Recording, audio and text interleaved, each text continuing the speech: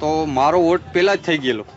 તો મેં પ્રેઝિડિંગ ઓફિસરને પૂછ્યું કે સાહેબ મારો આ મત કેને આપ્યો, તો કે અમારાથી ભૂલથી થઈ ગયો છે. તો મેં કીધું મને તમે એમનું આઈડી પ્રૂફ કે તમે કયા આધારથી એને વોટિંગ કરાવ્યું એ મને જવાબ આપો.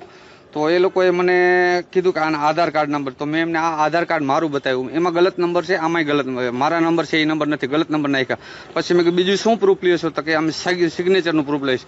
તો મેં સિગ્નેચર બતાવો મને એમને, બરાબર. તો એમાં અંગૂઠો મારેલો છે.